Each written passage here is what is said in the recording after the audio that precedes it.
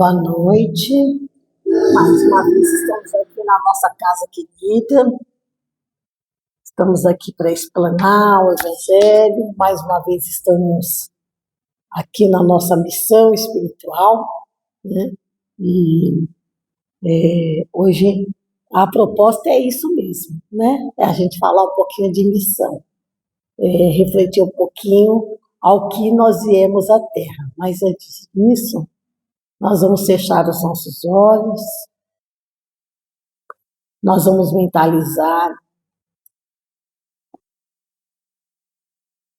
este momento sagrado, vamos nos encontrar com todos os bons irmãos de luz que está aqui, presente nesta casa, para nos intuir, para colaborar com mais este momento de educação para todos nós. Nós vamos agradecendo ao Pai, Criador, nos agradecendo a Deus por esta oportunidade bendita, agradecendo por toda a equipe de luz que se encontra conosco, agradecendo por estarmos sendo escolhidos para esta reunião, na qual nós podemos explanar o Evangelho do nosso amado irmão Jesus, na qual podemos estar trazendo sempre em pauta todo o ensinamento da lei de amor, da lei da sabedoria, de sobrevivência e de convívio que Jesus nos deixou. Pai nosso que estais no céu, santificado seja o seu nome. Venha a nós o vosso reino, seja feita a sua vontade, tanto na terra quanto no céu. O pão nosso de cada dia nos dai hoje, Senhor. Perdoai as nossas dívidas, assim como nós perdoamos os nossos devedores. Não nos deixeis cair na tentação, livra-nos, Pai, de todos os males, hoje, agora e sempre, que assim seja, graças a Deus. Hoje eu escolhi, eu casualmente, a semana passada, a gente vai mexendo na internet, vai pegando algumas coisas, né? E aí eu vi um artigo muito bacana, né? É um artigo do Centro Espírita, Leocádio Corrêa, né? Pelo menos é nessa página que estava, né? E a pessoa que escreveu o artigo, ela só colocou o nome Ellen, né? Mas eu achei um artigo muito bacana e achei que a explanação e o recorte que foi feito, o estudo que foi feito para elaborar esse artigo, é muito esclarecedor. Principalmente porque a gente que fala, que acho que todo palestrante, né, da Casa Espírita, se você perguntar de quem você mais gosta, vai falar, eu gosto de Paulo de Tarso. Né? Eu, pessoalmente, eu adoro a história de Paulo, né? Me dedico e me debruço muito em torno do que Paulo foi na Terra, né? E em torno de tudo aquilo que ele deixou, porque a gente fala de Jesus, a gente tem Jesus como o escolhido para nos trazer o conhecimento da doutrina divina, que é a doutrina que o nosso Pai maior nos deixou. Mas se não fosse Paulo de Tarso fazendo isso aqui, né?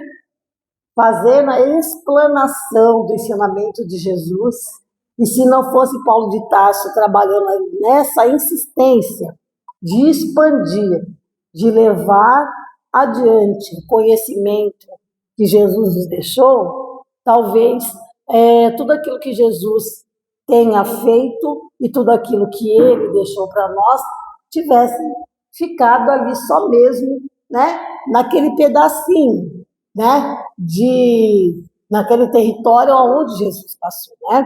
Então, Paulo de Tarso é o grande responsável pela nosso conhecimento em Cristo, né?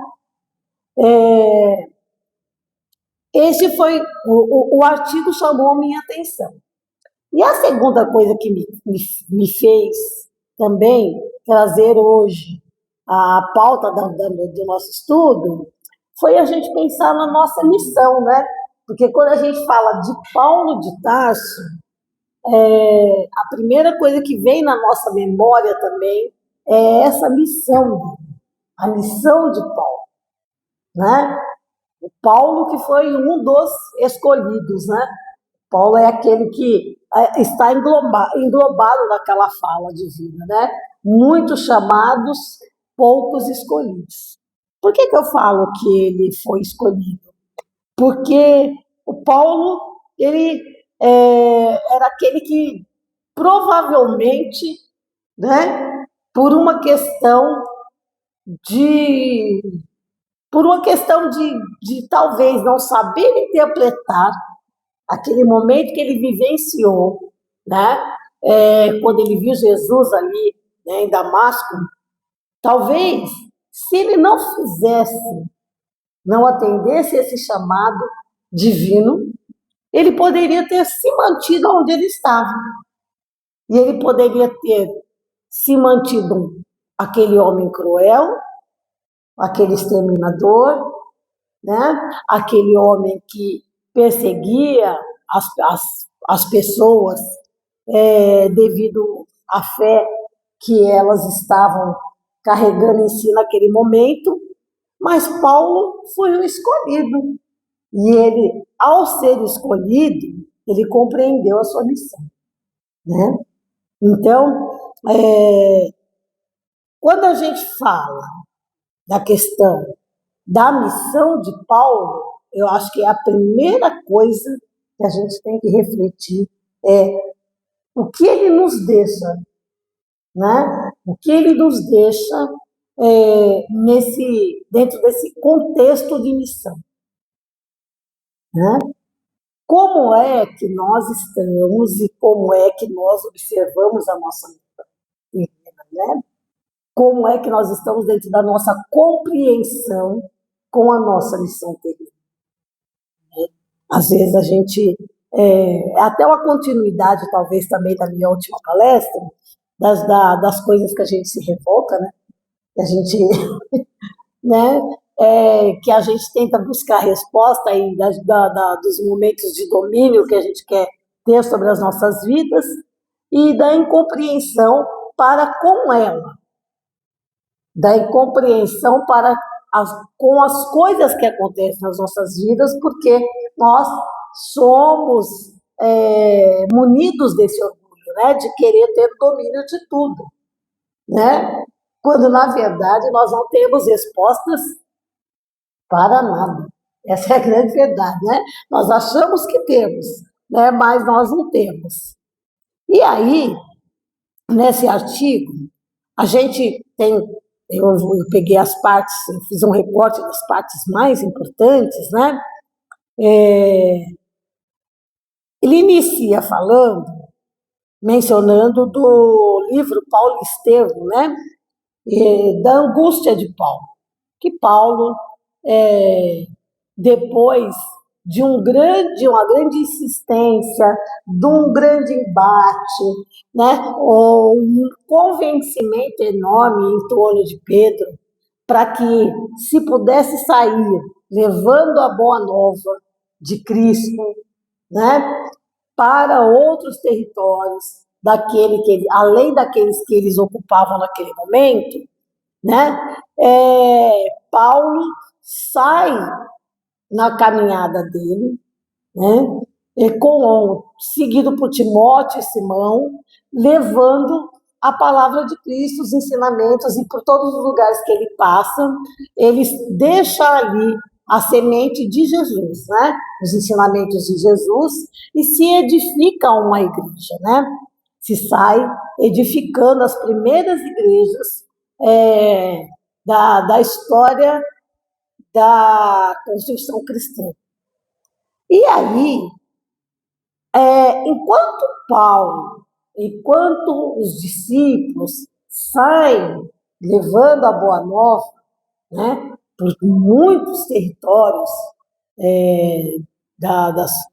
nas redondezas das suas regiões,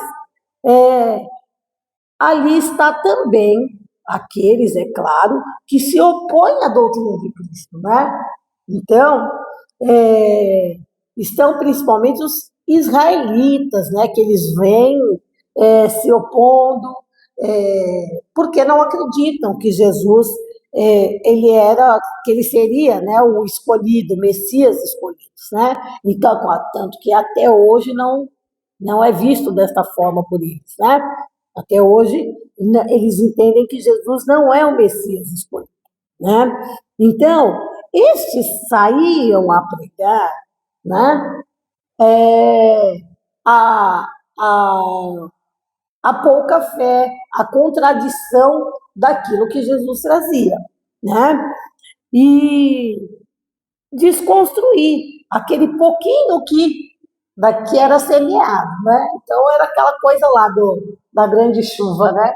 Vinha lá o Paulo, o Simão, o Pedro, todos os discípulos, semeando, aí por trás vinha aquela enxurrada, né? Desconstruindo tudo. E aí, né? Nesses momentos em que essas pessoas que eram tocadas pela palavra de Paulo, né? Porque é claro que Paulo tinha o dom da palavra, o dom, né? E isso é um ato mediúnico também, né? Para quem não sabe, a mediunidade ela ela não vem através apenas de uma incorporação espiritual, né? Então, nós somos munidos de vários dons, né? E todos os nossos dons são mediúnicos, né? Porque tudo aquilo que a gente sente que vem do nosso é, estado de natureza espiritual são elementos dos nossos dons. E os dons, às vezes, até construídos e conquistados lá atrás, né? Em outras encarnações. E aí, esses locais onde Paulo passava, ele deixava as pessoas ali com a intenção que as pessoas também estendessem as boas novas, né? Que levassem o Evangelho de Cristo adiante. E às vezes as pessoas se sentiam enfraquecidas, se sentiam coagidas, perseguidas, e aí iam lá e buscavam, né, tentavam fazer com que Paulo voltasse e que Paulo se estabelecesse dentro de um determinado lugar, né, para que aquela palavra, aqueles ensinamentos permanecessem ali. E Paulo, ele chega a se angustiar com isso, porque o que ele sente é que ele tem que ir adiante, que ele tem que sair expandindo. E ele sabe que se ele parasse num lugar só, né, o Evangelho de Cristo provavelmente morreria. Né? E aí, dentro dessa angústia de Paulo, né, no momento de angústia dele, né, uma das coisas que ele faz é o que talvez a gente esqueça em alguns momentos, né? É buscar a palavra, né? Que a gente fala, né? Buscar aquilo que ele deveria fazer, né? Que é o famoso buscar e achareis, né? Então, ele é angustiado, ele vai entrando em pânico, porque ele se sente cobrado, e aí, num dado momento, ele para, né? E aí ele se coloca em posição a pensar em Cristo e a questionar o que ele deveria fazer. Permanecer naqueles locais que ele já havia passado, ou ele deveria ir adiante? De que maneira ele deveria se comportar naquele momento de tanta cobrança, né? Qual a forma que ele deveria agir para que ele cumprisse corretamente a missão dele, né? E aí ele faz o quê? Ele, naquele momento de angústia, ele fecha os olhos, né? E se coloca em posição de reclusão, de solidão, e ele busca Jesus. E quando, né, ele busca uma resposta em Jesus, né, ele percebe que ele está sendo cometido, né, que ele está sendo, né, essa fraqueza que ele sente não é dele, né? Ele sente que não é uma fraqueza dele. Ele sente que ele está tendo uma influência externa. Então, é esta a primeira percepção que a gente tem da relação de Paulo com a doutrina espírita, né? Porque quando ele vai se concentrar, quando ele vai se olhar no seu interior, ele percebe que ele está sendo influenciado, né, por energias maléficas, por espíritos, né, malfeitores. E aí ele vem e ele fala, né, é onde ele traz aquela primeira fala dele, né, porque não faço o bem que quero, mas o mal que não quero, esse eu faço, né? Então, a angústia dele, né? Dentro dessa angústia, ele se pergunta: poxa vida, o bem que eu quero eu não consigo fazer, né? Mas o mal que eu não quero, né? Esse eu faço, né? E aí, né? Neste momento, quando ele se questiona, quando ele traz esse questionamento para ele percebe, né, que ele está atraindo, né, a influenciação de espíritos maléficos, né? E ele mesmo reconhece isso, né? E aí ele comenta que é importante sanar, né, a sintonia do mal. Devemos sanar em nós mesmos a sintonia com o mal, né? Então é da nossa responsabilidade nos desligarmos, olhar para o nosso interior e nos distanciarmos, né? Nos sair da sintonia do mal. Essa é da nossa responsabilidade, né? Quando a gente se sente enfraquecido, quando a gente se sente tocado pela covardia, quando a gente se sente tocado pela falta de desejo de ir adiante, né? Então, aí a gente vai fazer aquilo que Jesus fala, né? Vai, para, entra dentro do seu quarto, Jesus fala isso, né? Entra dentro da sua seara, dentro do seu quarto e escuta a ti mesmo, né? Porque aí, com certeza, o Pai, né, estará ali te ouvindo. E essa voz que vem em resposta é a que também vai fazer a gente compreender o que é nosso, o que é do meu interior e o que não é, né? O que está externo ao meu pensamento, o que está externo ao meu comportamento, ou seja, o que não faz parte de mim. E é isso que o Paulo reconhece, né? Neste momento, né? Ele reconhece que essa fraqueza não é dele. Ele vem e aí ele busca se reerguer, né?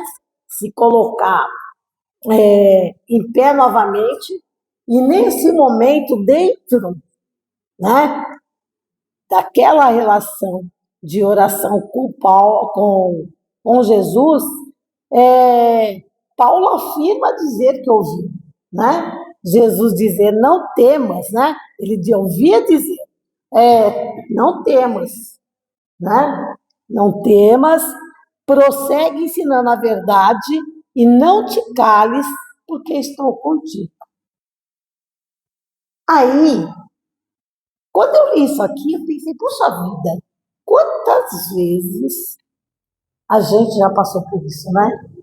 Que a gente está ali meio caidinho, com um problema sério, um dilema difícil de resolver, e a gente entra em pânico, se desespera, chora, se descabela. Enquanto a gente está nessa angústia toda, a gente não escuta essa voz de Deus.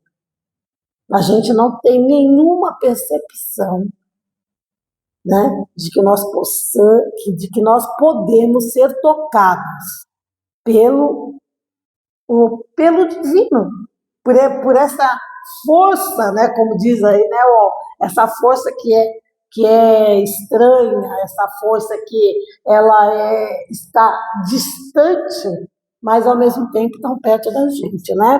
E Paulo, ele traz essa experiência, né, de dizer que ele ouvia Jesus a todo momento, né? E ele fala que também Jesus diz: não te atormente com as necessidades do serviço. É natural que não possas assistir pessoalmente a todos, né? Olha lá, né? Então, já aqui um outro ensinamento.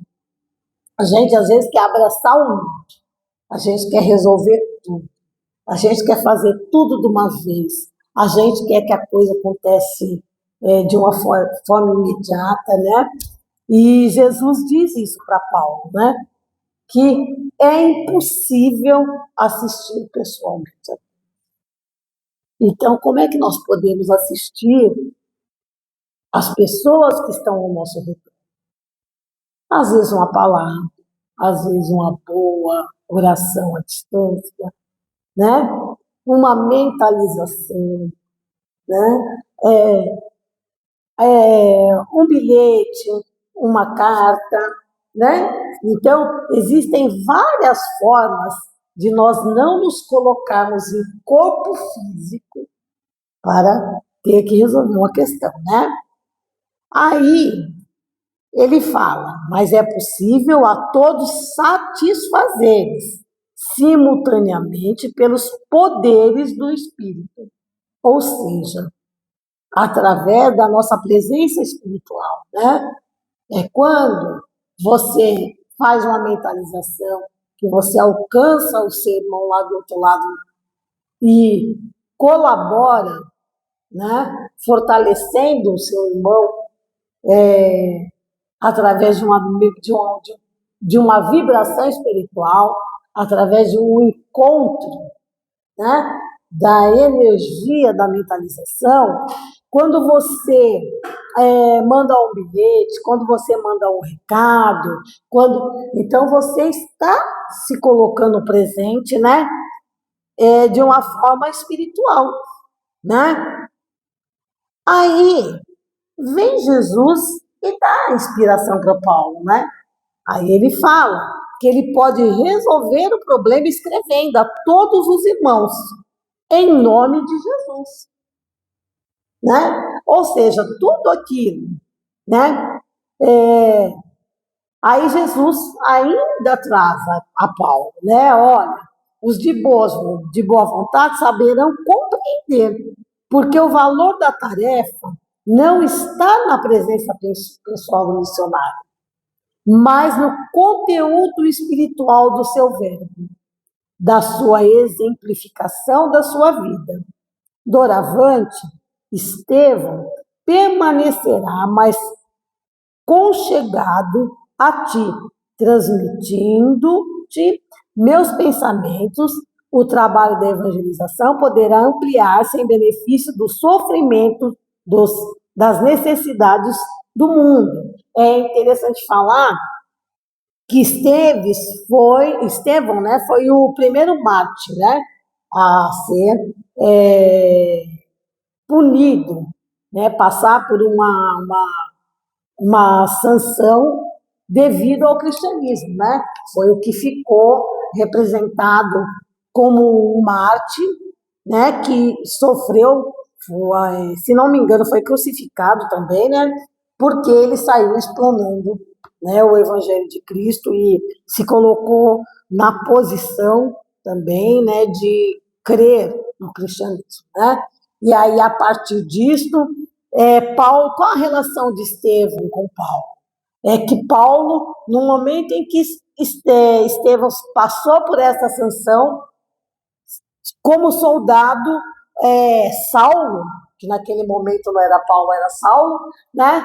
Ele estava em comum acordo, né, com aquela punição em torno da vida de Esteves, e foi um dos algozes, né? Foi uma das pessoas um dos algozes em tirar a vida de Estevão, né? E aí, Jesus vem e ele inspira Paulo a fazer Espírito, vi para sair agora, gente, que meu L não sai nunca, né? Fazer as cartas, né? Ai, não vai sair, desculpa, né? O meu L andei muito com cebolinha, a Gali já sabe, né? Meu L não sai toda hora. Então, gente, essas cartas, Paulo faz a primeira carta, né? A primeira carta é de Coríntios, né? E aí, Coríntios era uma cidade e também acho que uma das primeiras igrejas, né? E aí ele vem e ele vai cumprindo a sua missão, ele vai trazendo o seu ensinamento de forma a fazer com que a doutrina de Jesus se espalhe. Conforme eu disse lá no início, Paulo contava bastante, né, os seus fiéis escudeiros, né, eram Timóteo e Silas, né? E aí esses também, num dado momento, se fragilizaram. Esses também, num dado momento, se sentiram enfraquecidos diante de toda aqueles atos punitivos, né, que vinha em torno deles, né? Mas, mesmo assim, Paulo se coloca em posição de fortalecer os companheiros, né? E aí, na primeira carta, ele vem e ele coloca aquilo que todo mundo conhece na música do Renato Russo, né? É na primeira carta de Coríntios, que ele fala que se falasse a língua dos homens e dos anjos e não tivesse a caridade, seria como um metal que soa ou como o sino que tine. Ainda que tivesse o dom da profecia e conhecesse todos os mistérios e toda a ciência, ainda que tivesse toda a fé, de maneira tal que transportasse os montes e não tivesse caridade, nada seria. Aí ele coloca que permanece a fé, a esperança e a caridade. Eis aí mais um momento em que Paulo traz e evidencia a sua relação com a nossa doutrina espírita, né? Ou a relação da nossa doutrina com Paulo, né? Que vem daí compreender que a caridade é uma das expressões mais significativas, né? Para que a gente compreenda o nosso papel como missão terrena, né? Então ele deixa essa dica, né? Que cabe a nós estamos incumbidos de expandir pelo mundo a fé, a esperança e a caridade. Então, colocando de modo inverso, né? Quando a gente estende a mão para um necessitado, nós estamos trazendo para este irmão, com toda certeza, o fortalecimento da fé e da esperança, né? É um encontro, né, com a proposta de uma reconstrução, né? Talvez uma reconstrução de história, uma reconstrução de vida, né? Então, através da caridade, a gente consegue reerguer um companheiro de vida aí, né, gente? Né? E aí, uma outra fala que Paulo traz, né, que ele coloca, ele fala: semeia-se corpo natural, ressuscitará corpo espiritual, né? Quando ele fala essa colocação, quando se fala de Jesus dentro da contextualização da ressurreição, né? Alguém questiona Paulo, né? E ele fala: olha, mas se Jesus ressuscitou, né? Qual a necessidade que tem de vocês, da gente, nós, pessoas que não temos toda a imensidão de sabedoria de luz de Jesus, né? Qual a necessidade que temos nós de sair por aí levando a boa nova, né? E aí, Paulo vem e ele fala, né, que nessa primeira carta sobre a ressurreição dos mortos. E aí ele menciona também essa ressurreição, trazendo como dentro do termo da reencarnação. E ele fala: ora se prega-se que Cristo ressuscitou dos mortos. Como dizem alguns dentre vós que não há ressurreição. Como dizem alguém dentre vós que não há ressurreição de mortos. Se não há ressurreição de mortos, também Cristo não ressuscitou, né? Então, aqueles que estavam questionando, dizia: não há ressurreição, né? Então, ele fala: se não tem ressurreição, então Cristo não ressuscitou, né?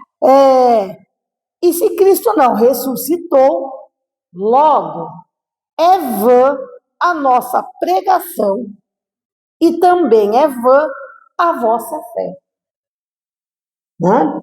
Então, se não houve ali, né,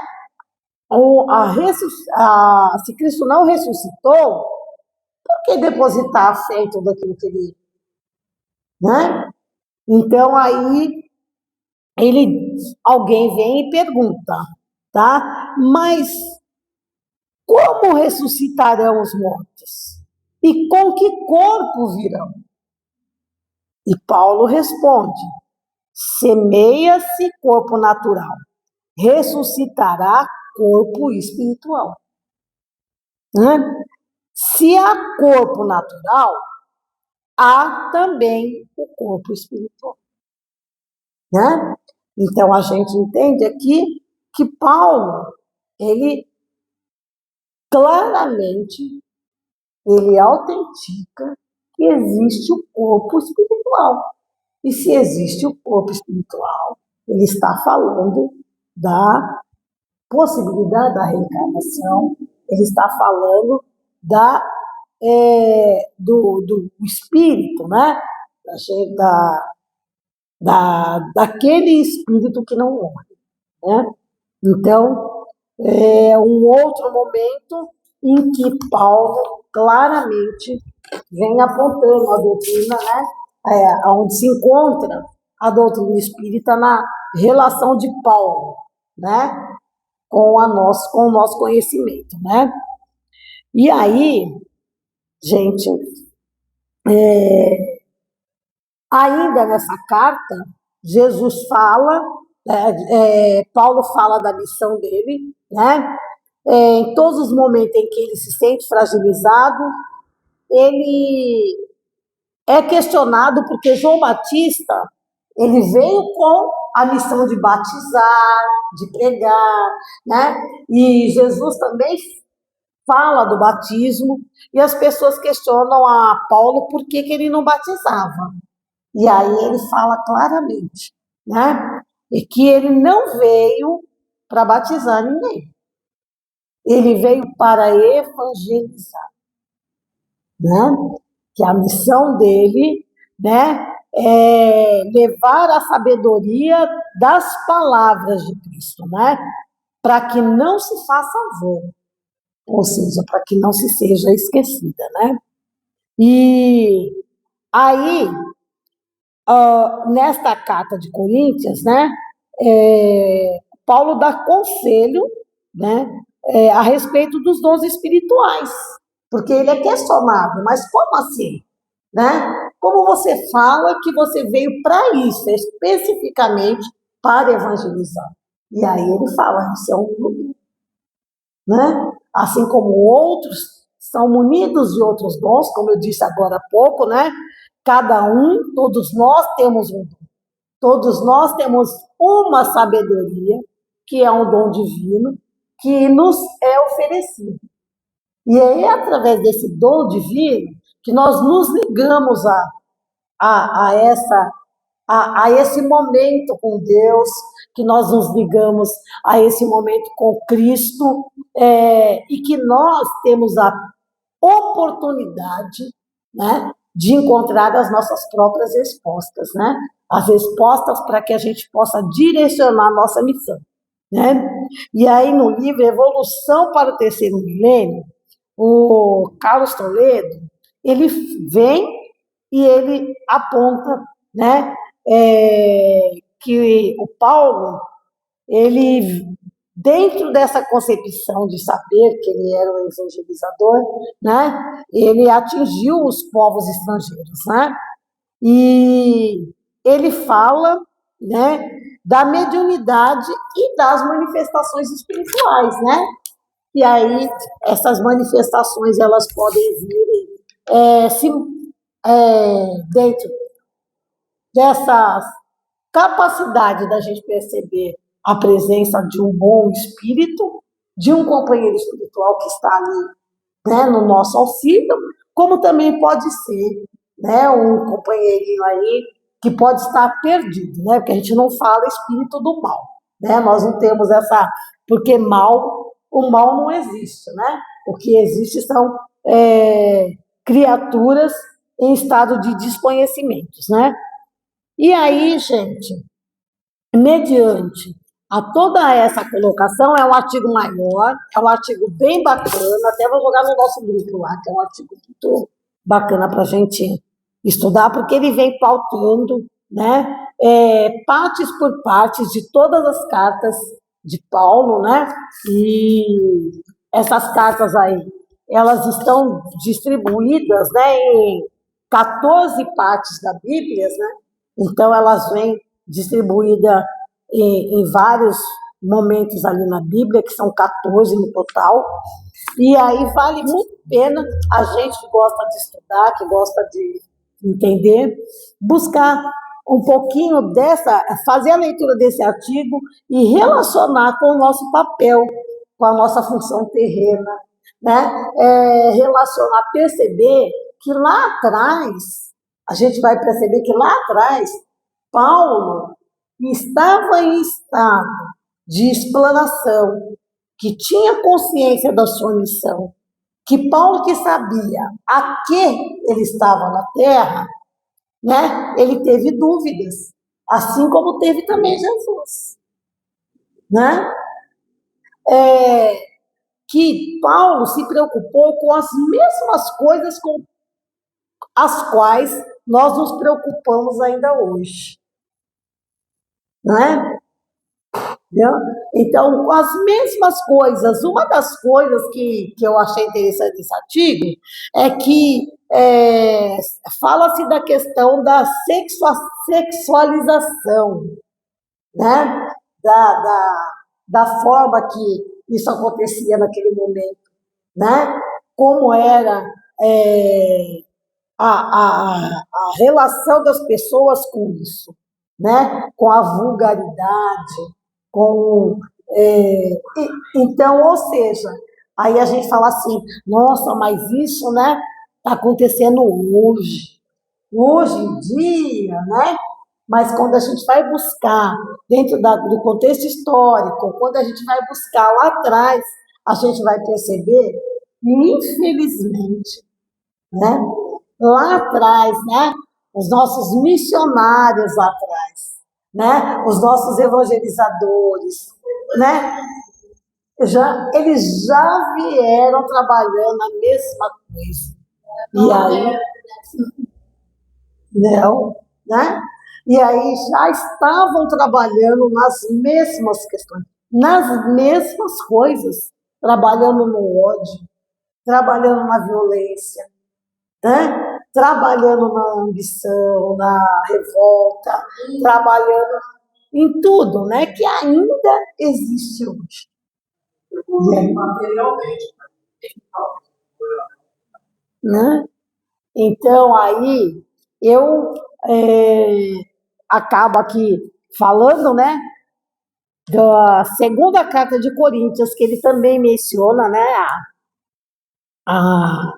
ele traz também uma colocação que vem ao nosso encontro, né? Ele coloca, e para que não me exaltasse pela excelência das revelações, foi-me dado um espinho na carne, que é assim, é dessa forma que ele compreende essa missão dele. É uma coisa difícil, né? A saber, um mensageiro de Satanás para me esbofetear, né? Satanás era o termo que eles utilizavam, né, naquele momento, né, para os espíritos que vinham, né, perturbadores, né, a fim de não me exaltar.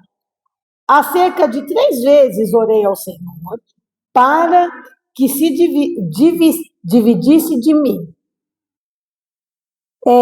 e dissesse: a minha graça te basta, porque o meu poder se aperfeiçoa na fraqueza. De boa vontade, pois me gloriarei das minhas fraquezas, para que em mim habite o poder de Cristo. Por isso sinto prazer nas fraquezas, nas injúrias, nas necessidades, nas perseguições, nas angústias, por amor de Cristo. Porque quando estou fraco, então eu sou forte. Então, depois de todas as angústias que ele sentiu, ele vem colocando que a fraqueza, a injúria, as necessidades, nos momentos que ele se sentiu perseguido, né? Tudo isso, né? Foram os momentos de fraqueza que ele questionou Deus, ele questionou Jesus, que ele quis entender por que ele estava passando por tudo aquilo, por que a dimensão daquela missão dele era desta forma, né? E tudo isso fez ele entender que era todo este momento de fragilidade que o tornava forte. Era todo este momento de fragilidade que vinha fazer com que ele se tornasse o espírito que é hoje, né? Essa grandeza espiritual que ele se tornou, né? E aí, isso lá, né? Isso Paulo, dentro da sua missão, da sua mera missão, buscando e lutando para consertar tudo isso que a gente ainda tenta consertar hoje, né? E aí, quando a gente fala, usando aqui a fala da Rose, né? A gente evolui dentro das questões materiais, né? Aí, quando a gente faz uma leitura dessa, e que a gente pensa que lá atrás, né? Através desses milênios todos aí, né? Paulo se sentir enfraquecido mediante essa luta, a gente pensa a quanto a humanidade ainda tem que evoluir. Porque quando a gente pensa que lá atrás a luta era pelas mesmas, a gente percebe que não é nada, né? Então, hoje, a minha ideia foi trazer essa explanação, a gente pensar quando né, que nós temos que compreender que a missão que nos é diária, né, a missão que nos vem, ela não é por acaso. As missões que nós temos são escolhidas e cabíveis dentro dos nossos dons, né? Dentro da nossa capacidade de carregar a nossa cruz, né? E que as missões que nós temos, né? Talvez vai fazer com que a gente se torne forte para a gente andar ali, olha, 1 milésimo, né? Para um facho de luz, né? Então, esse aqui é o meu recado essa noite. E aí, eu encerro desejando paz e luz, né? A todos que estão aqui hoje ouvindo a explanação do nosso Evangelho. Né? Então, novamente, nós vamos tranquilizar os nossos corações, vamos buscando a paz, vamos nos desfazendo de tudo aquilo que nos perturba nesse momento. Vamos nos encontrar com o nosso corpo espiritual.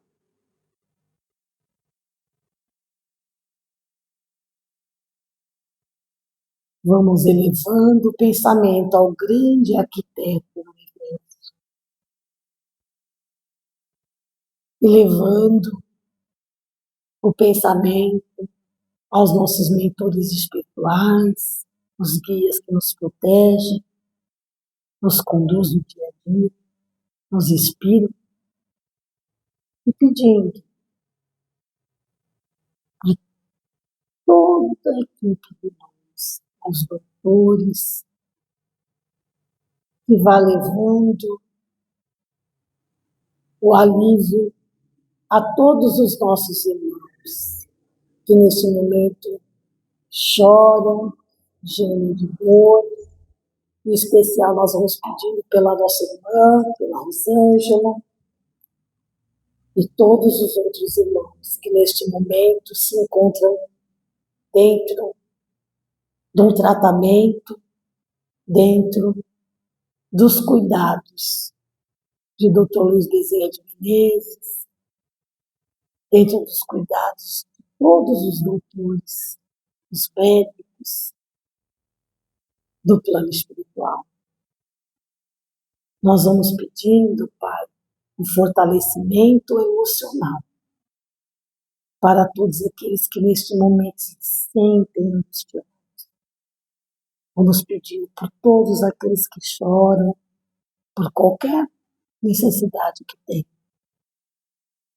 que a sua luz possa fortalecer, que possa guiar e conduzir, que possa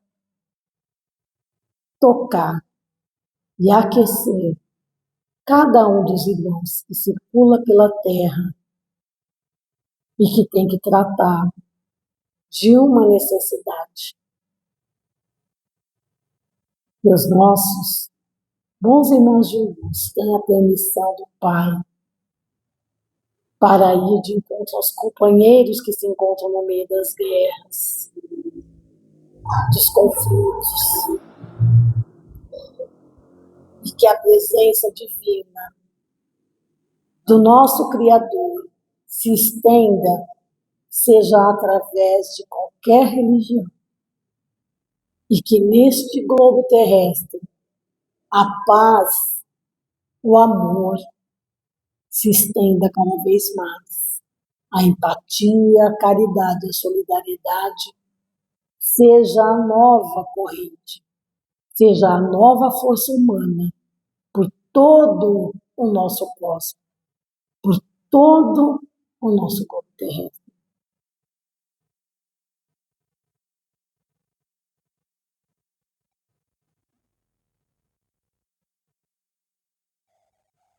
Graças a